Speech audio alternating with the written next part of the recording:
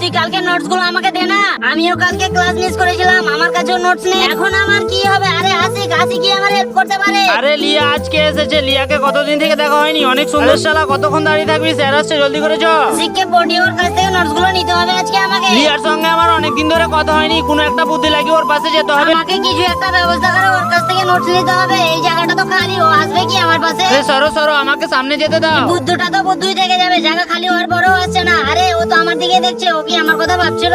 আজ তো মিস হয়ে গেল, কালকে যে করে হোক লিয়াকে পটাতেই হবে। বলার তো কিছু সুযোগই পেলাম না, পরে দেখা যাবে। জলদি করে চ, সবাই চলে এসেছে। আরে এটা কি হলো? সরি, আমাদের মাফ করে দাও। নোটস গুলো জমা করতে অনেক কষ্ট হচ্ছে, তার উপরে এরা ফেলে দিচ্ছে। আরে এটা আসিক না, একে তো আমি ভালোবাসি। দেখে হাঁটতে পারো না, এরপর থেকে দেখে হাঁটবা। আমি শুধু একটা কথা ভাবছি, শুধু আমার আশিকের সঙ্গে কেন দেখা হচ্ছে? আমি আশিকের প্রেমে পড়ে গেলাম না তো? আমিও না কি ভুলভাল ভাবি, আশিক কোথায় আমি কোথায়, আর মনে হয় আমি লিয়াকে পটাতে পারবো না। কি করে যে আমি পটাই? আরে সালারা, তোরা তো আমাকে একটু বুদ্ধিগুলো দিতে পারিস। এই লেটারটা নিয়ে গিয়ে লিয়াকে যে করে হোক দিয়ে দিবি। এটা মনে হয় আশিকই দিয়েছে। আশিক ছাড়া কে তোর পিঠে ঘুরঘুর করে? তো বন্ধুরা, তোমাদের যদি এই ধরনের ভিডিও দেখতে ভালো লাগে তাহলে ভিডিওটিতে একটি লাইক আর চ্যানেলটিকে সাবস্ক্রাইব করে দিও।